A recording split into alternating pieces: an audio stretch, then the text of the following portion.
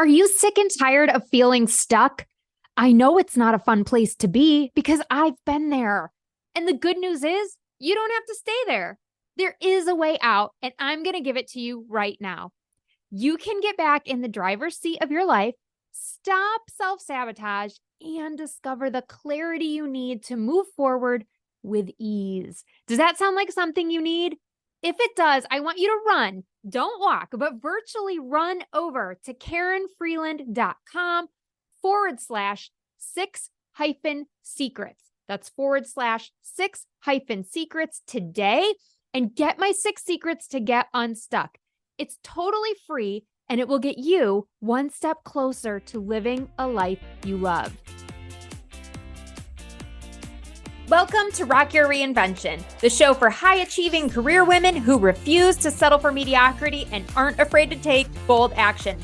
This is a place where you can authentically show up, where every dream and goal can be validated and achieved. Hi, I'm your host, Karen Freeland, a certified life reinvention coach, speaker, and award-winning author. I'm here to give you the tips, tools, and strategies to help you shift your mindset, build your confidence, and take meaningful actions so you can rock your reinvention. Ready to go from stuck to thriving? Let's go. Hello, Leah, and welcome to the show. I'm so excited to have you here today. Thank you so much, Karen. And it's such a pleasure to be here. Like I was saying, Rock is in the title of your podcast, and Rocket is the name of my company. So it was just meant to be. Yes, we're very aligned in that way. So this is going to be fun. So before we kick off, I would love to just have you introduce yourself to our audience. Tell us a little bit about who you are, what you do, this amazing rocket company that you have, and then maybe like a fun fact or something so people can get to know you a little bit. Sure. I love it. So my name is Leah Stoudenmire. I am the founder and CEO of The Rocket Co. Like rocket, not like the actual rocket that goes up into space, but like rocket, like hard rock. We're going into our 9th year, and we are currently a full service marketing and events agency. And we service clients all over the US and recently have expanded up to Greenville, South Carolina, and also have a presence in Charleston, South Carolina.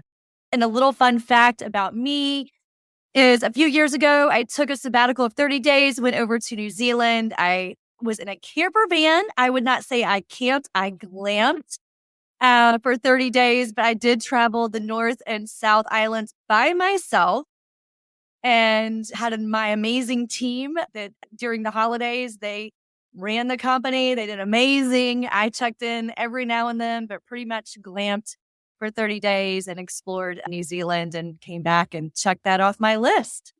That is so cool. How many people listening would just kill for even like 3 days to yourself, right? Never mind 30 days. I think that's awesome. And kudos to you for making the time for it and trusting your team.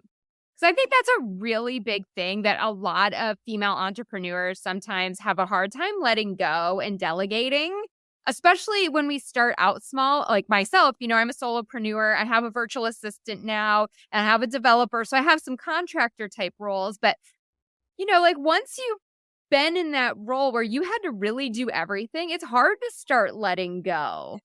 Yes, but it is the only way to start to scale. Thank you. Yeah, for sure. I'm glad you said that because I'm sure some people right now are having little aha moments.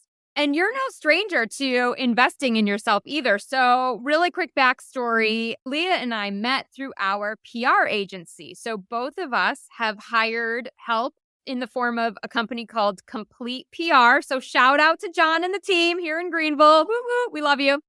And we were at a luncheon together for the Complete PR table, and we just struck up a conversation. I loved her story. I was like, we got to have you on the show, get you on the podcast. And so we became fast friends, and now here we are.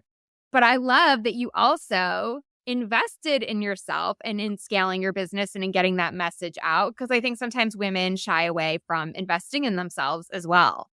Absolutely. And I did it from an early on stage in my entrepreneurship. I knew that I needed to scale and I didn't know how to go from point A to point B. being an entrepreneur, you have to be resourceful, you have to be relational, you have to have conversations. Like you and I struck up that conversation. We started talking, we saw an opportunity. Next step, here we are on the podcast. So it's just, it is one step after the other, and you just have to one foot in front of the other. And I kind of met someone, said, hey, I've got a coach that you can meet. And through that coach, I invested in myself. It was a struggle, but I had to find ways to do it. I had to cut back in some areas, but I found a way to do it. And with that one investment, I returned on investment year over year over $100,000 just on that one investment of 10 to 15,000. It was incredible and it was eye-opening. And from that early stage, I knew that I had to keep doing that and in order to keep growing and scaling in the right direction. Yeah. And I think too, once you see the fruits of your investment, once you see what a difference it makes in your life, you become almost like addicted to the whole self-help, self-development and growth area. And you're just like, yep, I need a coach for this. I need a coach for that. I need a PR person for this. And like, then you're just like not afraid because you know that you're going to get something back out of it. That's exactly right. Nailed it. Absolutely. Yeah. Cool. Wow. The name of the show is Rock Your Reinvention because I love to highlight women who had more traditional careers at one point and then dabbled in something and changed again and have just kind of been on this big evolution to figure out what they really want to do with their life. So you have reinvented your career quite a few times. Maybe you can go back, if you can remember, to your first reinvention when you were in advertising. And as a former marketer, I can appreciate that. And you actually founded a company called Coast Apparel. Is that correct? Tell me more. Yes, co-founded. I absolutely did. I was a co-founder and involved in president of Coast Apparel for 4.5 years until I exited. Started out in advertising, went into a luxury real estate and sales and marketing role at IMI, and 2008 hit and the fall of the economy. And that's where I didn't have a choice. So entrepreneurship was something that was always on my bucket list, just like New Zealand. However, I couldn't get a job. I couldn't want it. A lot of us were let go. It was like 75 of us in one day. It was just, a bad time for luxury real estate sales and marketing. And I had to think quickly. And I decided to go ahead and take the leap at that time and was approached about a business opportunity. And I dove in and I did it early. I think I was 30 at the time, maybe a little younger. But that risk and experience really set the stage for the next 15 years of my career and entrepreneurship. I feel like I'm a serial entrepreneur. Yeah. It made me addicted to entrepreneurship. And I definitely, when I tried to go back to corporate after exiting Coast, I quickly realized I saw demands. You start to see demands. You start to want to solve the problems. And so I quickly said corporate world was not for me. And then I started with a demand. I saw a demand and started the Rocket Co. I think in 2012, somewhere around there. So, yeah. Wow. Okay. And I love that you were just like, you just were thrown into an opportunity and you took it. And I think so many times when we get opportunities put in front of us, we go into analysis paralysis. Like we're asking all the questions and we're picturing all the potential things that could go wrong. So when you were presented with that Coast Apparel opportunity, was there a criteria or anything you used? Like, how did you decide, yes, I'm going to go for this? This seems like a good bet. Well, it was wholesale, product and then retail, something I had a passion for. Okay. Back in my younger years, I would say really young. My mom she made all of my clothes growing up until I was like in 3rd grade. And so I had this thing for clothing and style and fabric. So definitely had a passion for it. I think you've got to have a passion for, because you're dreaming about it. So if you're going to make it fruition and you're going to go for it, you've got to be passionate about it. So first and foremost, I had the dream. I had a passion for it and the idea. And I love sales and marketing and relationships. So that was an easy, sure, we can get this off the ground. Plus it was a challenge. Entrepreneurs tend to be competitive. So they might, if they're fearful of the challenge, Fear is good because it's an alert. You don't want it to be debilitating, but you also don't, you want it to be alert. You want it to be a good fear. And I kind of turned the word fear into apprehensiveness. Like Mm, I'm a little apprehensive. I'm going to be alerted about these couple of things. I'm going to weigh the risk and reward, but it's not going to hold me back if I know that I can scale it, that if I can, financially, it makes sense and within a realm, or how to raise money or ways of funding. So just looking at all aspects, you do have to make wise decisions, sure. and weigh all of the pros and cons and the odds. But ultimately, when you make the decision to move forward, you have to be confident and that you can make it successful. Yeah. And I always tell my clients, like, just for a second, imagine, like, yeah, what is the worst that could happen? Like, go out and they're like, oh my gosh, I lose my job. I'm like, well, you already lost your job, right? You're already laid off from corporate. So, what do we have to lose? Oh, right. Nothing. Right? It's just like through this questioning, you get real with yourself and you're like, what am I really afraid of? And then you start debunking all these myths that you're going to be like destitute on the street. It's like, no, you wouldn't. You would find something else before you let that happen. Right. So, If yeah, you just have, if you have that dream and desire in your heart, I always feel like you will do anything to make that happen. You will find work. You will find ways. You will find resources. And it's like not what if, but why not? You mm, know, like why yeah, not do it? I Yeah, like it. why not? What not what if? Like what if I did that? Well, why not? Why not do it? So just kind of thinking fear as a positive and alert, which is healthy, but just, looking at it, you know, as not a negative. Right.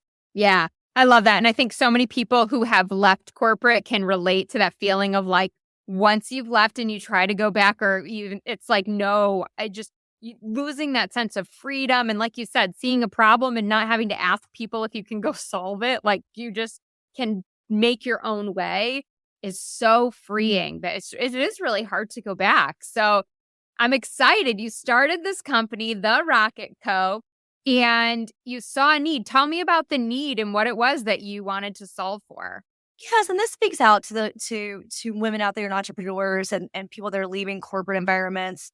I was weighed down by a lot of the stressors in the corporate world, a lot of the management, a lot of not aligning with my values. And so I saw a demand, number one, to create a company that aligned with my values and my morals. And that was positivity. And that's where Rocket comes from. It's really that you can rock business and in life. And a lot of times in the corporate world, you're not 9 to 5. I thought I would go back after Coast Apparel. I thought I'd go back to like a 9 to 5 job, like, Dolly Parton, like 9 to 5. Sure. Yeah. I'm like, Keep dreaming. oh, if you have an entrepreneur spirit, you are a hard worker.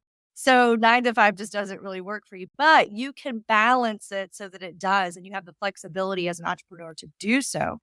And I think that being able to create that positiveness and to be able to lead in a positive way and to be able to help others the way that you feel like you need to help them and not under a certain criteria or a certain punch list that you can only do this, this, and this. But if you need to Right. step outside of that and help someone more, then you're able to do that if you're running your own company. Yeah. I love that. And you actually decided to scale your business during COVID. So I love that. It's just proof that all of you who have excuses right now about starting businesses during a bad economy, quote unquote, right? If you can't see me, I'm using air quotes. BS. I call BS on it because you are proof that you can scale a business during a global pandemic. So tell me about what inspired you to like go big or go home. Leah and Rocket really was found a demand initially in the event marketing space for software tech companies specifically. We had 2 clients before we even had a name. I reached out to someone on LinkedIn, and this was 9 years ago. So this was before it was LinkedIn was still a tool that was used for job postings, but it's come a long way. Let's just say that. Yeah, for sure. But they posted for an event marketing intern. So I reached out to that CMO for that software tech company and just said, hey, I'm not an intern, but I'm starting a company. I would love to just bring you a coffee. Do you have 15 minutes? They said, I don't drink coffee, but I'm open to a conversation. I said, sure. Do you drink tea? Do you drink something? I'll Right. bring you a water, but no need. And within 30 minutes, she was actually exiting that company and going to another software company. She ended up taking me with her to that company and then also teeing me up with the company that she was leaving. So I had two clients automatically before even the name came. Like I was still pondering what the name was going to be. Yeah. Two clients. Well, this work, so don't be afraid to use social, reach out, peruse the postings, seeing if there's internships available, but you're starting a new company. So like, hey, can I just talk? You've got an intern. There's a need. So can we Right. talk? And it will definitely, the more it's like sales, the more you're hitting the ground, the more people you're calling, the more people you're reaching out to, something will turn eventually. So you have to believe in that, believe in the numbers, believe in the marketing of it. But yeah. That is brilliant. Okay. Because this is one of the biggest mistakes that I see, especially new entrepreneurs making, but even some old ones, is like getting caught up in things that don't move the needle. Like, what is my name? What is the logo? What is my brand font? What are my colors? And look, don't get me wrong. You want to have some consistency, right? We don't want to be all over the place, but just like make a decision and roll with it and know that it can change. But people want to spend weeks and months creating all this fancy marketing stuff. And it's like, pick up the phone and get your first client. You can do the marketing stuff later, and your marketing will look a lot better when you actually have revenue coming in that you can invest in all of that stuff. But people are like, oh, I got to have all these things in place. And again, you're proof that you don't. Just pick up the dang phone, message somebody on social, and get your client. Yes. And it's relational, eat more now than ever. And I find that, just having the conversations, do you know someone who needs this, or does somebody be willing to give me an opportunity for 3 months, or it's a short term opportunity, just so I could just get my feet wet, just get the name, get the logo, get the content that you can put onto the website. And so just thinking through, you could be working on things simultaneously, but it's like I tell folks, you don't have to have, certain credits or certain degrees in the specific lane that you're trying to go down. Just if it's in your heart, if it's in the desire, just go for it. Start talking to people, meeting with people, set up meetings. It really, truly resourcefulness, relational.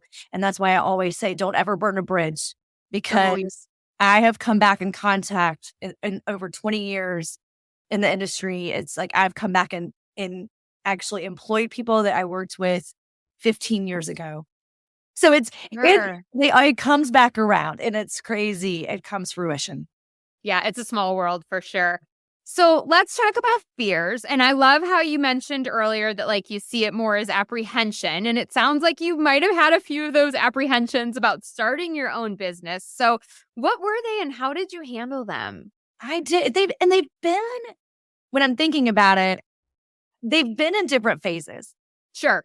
So I'll kind of talk through I almost think you've got to turn fear into faith. You have to have faith in yourself. Mm. I think it's number one. And so you got to take care of yourself. Entrepreneurs, they tend to don't sleep, they don't eat, routine, consistency. So get that aligned, because that's important. I talk about systems and trying to make sure your systems are aligned so that you can show up for everyone that needs for you to show up. You can think clearly, all of the things. But back to fear, just in that phase one, I think it was, to your point that you just mentioned, less on the branding side of things, but more of what is the offering. Mm-hmm. Because I'm the type person, and a lot of entrepreneurs are, they can kind of do a little bit of everything. So you do a little bit of everything too much. And then there's well, what's the offering? What does the packaging look like? What are you trying to sell?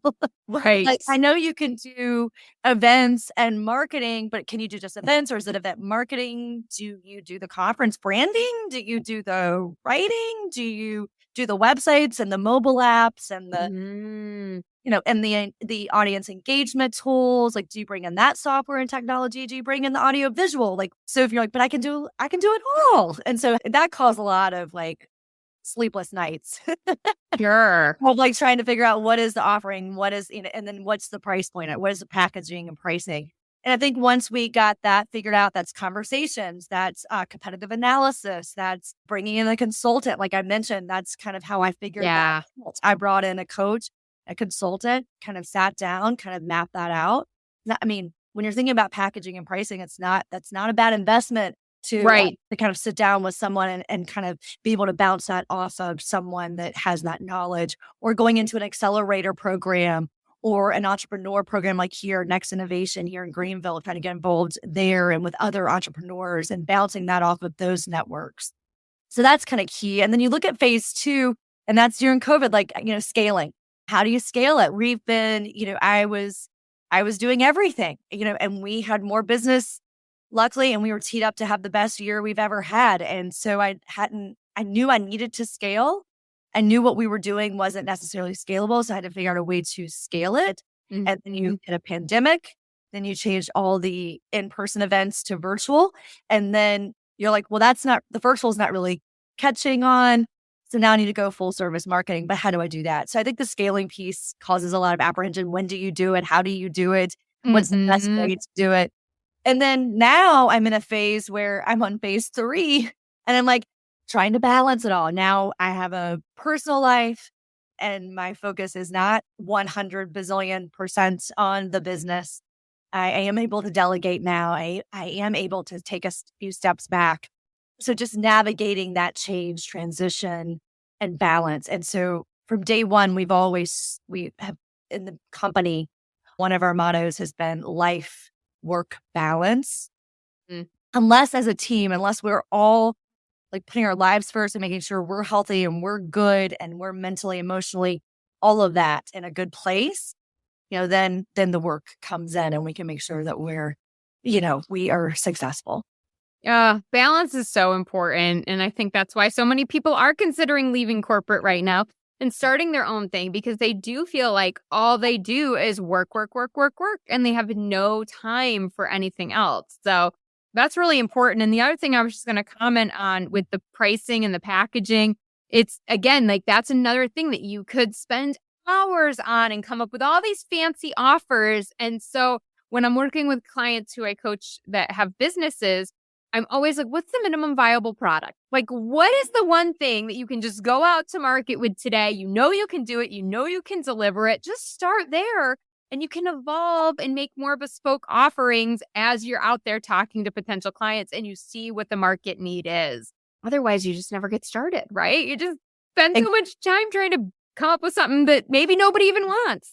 Exactly. When we started Coast, it was with a t-shirt and a polo shirt. And then we built and we sold that. We sold 16 stores at one trade show. We sold 16 retail stores. And then we started to build it from there. Then it went into button downs, then it went into pants, then it went into fleeces, then it went into vest, and then it was a whole line of men's apparel. But you got to start somewhere. It's like Spanx. She started with some panties, some really slimming pantyhose, and yes, now it is obviously everybody knows Spanx and where it's gone, but it started with one product. Oh, love that. Okay. What do you love most about being an entrepreneur? Oh, that's a great question. I think I mentioned one of the many reasons before. It's really to be able to create something that aligns with my values and morals. The flexibility, that's a given. Able to work as much or be able to take a sabbatical if needed. There's just a lot of flexibility with that. It's not less work. It's sometimes more work. It's just kind of as you need it to ebb and flow. And really, just being able to help people and businesses and brands with their goals and goal setting and helping them hit those goals and determining who to help, who not, who needs, who to work with, what's going to be the most positive experience, and being able, my team does weigh in when we're onboarding new clients or talking to prospects to make sure that it's all a good fit, but that you're able to make that decision. I think that's important. I think that affects your livelihood as well. Who you work with, who you surround yourself with, it really makes a big difference. Oh, yeah. And the values piece is such a big one, but I think a lot of people try to play it off. But I remember working in corporate at one point, and they wanted to get into the cannabis market. I was at an energy company. And they wanted to do this event, and it was like a big cannabis event. And I'm like, is this really what we're pushing? I'm like, I don't feel good about that. I have children. I don't want to put, and I'm not commenting on anyone that maybe uses cannabis or whatever, uses medicinally.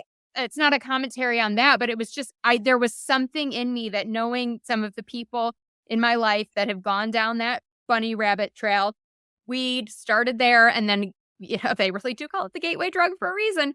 And just seeing the progression. And I'm like, I don't want to be a part of that. I can't in good conscience go to sleep at night and know that I'm promoting a big event where we're going to be bringing solar and energy solutions to weed manufacturers. Like, I don't even know what to call them.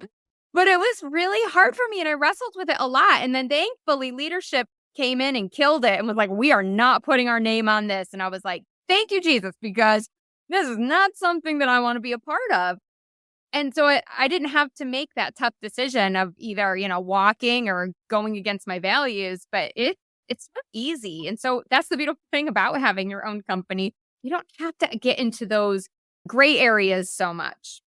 100%. And you can also support things that you do align with. Like I serve on the board of Kind of the Upstate here, and that aligns with, going in and educating children on inclusivity of special abilities. And so of all people with special abilities. And so my father was blind my whole life. He was blind before I was born. And then also my nephew has Down syndrome. And so my heart I'm very passionate about that. So we're able to, not only to serve on a board, but then to also help them with their marketing and, in their website, and to make sure that the donations are coming in. And I think within 1 month of us redoing their homepage and starting an email campaign, donations increased in the first month $18,000.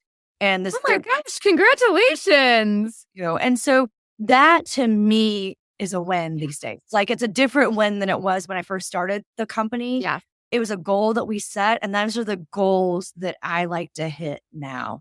Is that you're helping organizations that align with your value to continue to educate and to do something good. No one can argue that kindness is a good thing. Oh, yes. Amen.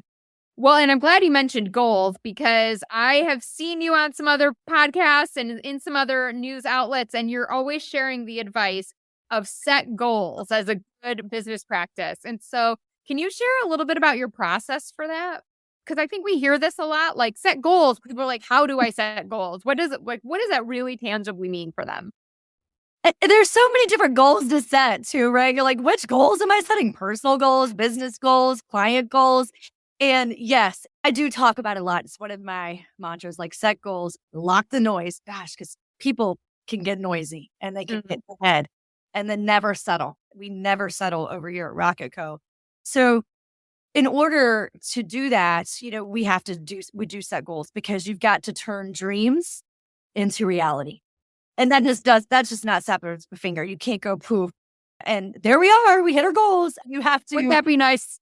Yes, there's many approaches. I kind of spoke about this earlier. There's a systems approach that really kind of deals with your own personal, like, health and diet and fitness and all those good things, organization, so that you can be more effective. You can function more effectively.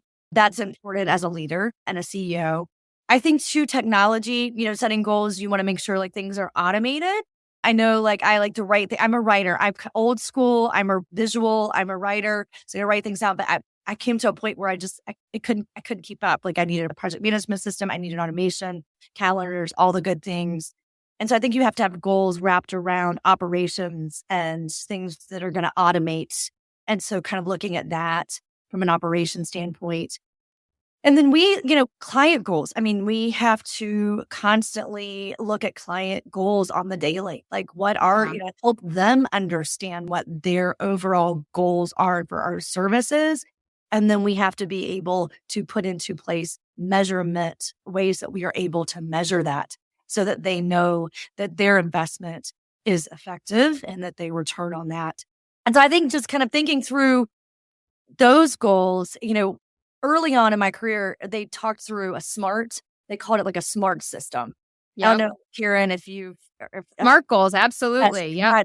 And SMART, kind of thinking the S is like specific, measurable, achievable, realistic, and then time bound. And I think when we do that with goals, we have to think through those 5 things. Yeah. And you always have to make sure they're measurable, they're achievable, they're realistic, and they're time bound. And then we set processes in place, again, like the technology, making sure our systems are right. We're simplifying. I also realized a lot of times, in the beginning stages with these really big goals, they were really lofty. And it's like almost like, again, achievable. They weren't achievable. So to go back to simplifying those big, like small goals. When I say set goals, they can be super small, like just getting one task done, but it's just super small. And that tees you up for big success. Oh, I love that. And there's a reason everybody talks about SMART goals, because they work, right? Like, it is a system that is proven. So don't try to reinvent the wheel. Just follow what already exists. It'll make it so much easier. Absolutely. Okay, so tell us what's next for you, for your business. What can we expect to come out from the Rocket Co. in the next, 6 months or so? This next 6 months. Oh boy. We have a new client in the wings that we are excited about. We're going to be working on their full marketing program and planning. So that's going to be coming out soon. Because we have expanded to the upstate, we are diving in and getting more on the local level, which we are super excited about. At this stage in the business, it's just been to be able to impact smaller businesses, local businesses, and to be able to be face-to-face has just really been a gift to be up here. One of the reasons why we expanded to the upstate, the community here is just unbelievable. And there's so much opportunity. And we really feel like we're going to be able to get into more doors here as we expand and grow. So I think new onboarding, new clients, marketing. I think you're going to see more marketing coming from us and bringing in some SEO and SEO marketing services as well. That's going to be kind of in the next 6 months to a year. So we're really excited about that. Oh, that's awesome. Okay, where can people find you? If somebody's like got a small business or any size business really, and they're like, I need help with event marketing, I need help with event services, all the stuff that you do, well, how do they get in touch with you? Where should they go? Yes, and marketing service too. New websites, email campaigns, social media. They can find us on our website, would probably the best spot, and that is www.therocketco.com. And remember, it is Rocket IT, not like the shuttle going into space. That's perfect. And we will put all of that in the show notes too. Yeah. So if anyone isn't sure, your link to your website will be right there. So they'll be able to find you and connect with you on social too and all of that good stuff. So I would love for you to have the last word. This has been so much fun. There's been so many great nuggets, but if you could say one thing to the women listening who know they want to change, but they don't know how to get started, what would you say? I mean, the first thing that comes to mind is Nike. Like, just do it. Right? Do not let fear get in the way. Believe in yourself. Be confident. Have faith. And really just go out there and know, like, you're going to fail, but don't be fearful of it. Just pick back up, call someone. They probably have done something similar, or they know someone that's done something similar. Keep the conversations going, the relationships going, and just keep moving forward and put one foot in front of the other. Yes, I love that. Thank you so much for being here. You're such a joy to talk to, and I can't wait to see what's next for you and your business. I know you're going to have a ton of success. Thank you so much for having me. And I'm so excited to watch all these ladies out there grow and start their own companies. Absolutely. Awesome, Leah. Thank you so much. Have a great day, everybody. Thanks for tuning in. I hope you're inspired to take action by committing to one of the tips or strategies we talked about in today's episode. And if you want accountability and support, I've got your back. Join my private Facebook group, Successful Working Women Rocking Reinvention today. You'll find a community of like-minded women waiting to support you, exclusive content, and helpful resources to ensure you succeed. Lastly, if you loved this episode, do me a favor and be sure to leave a review. Together, we can encourage more women to live their purpose. See you next time.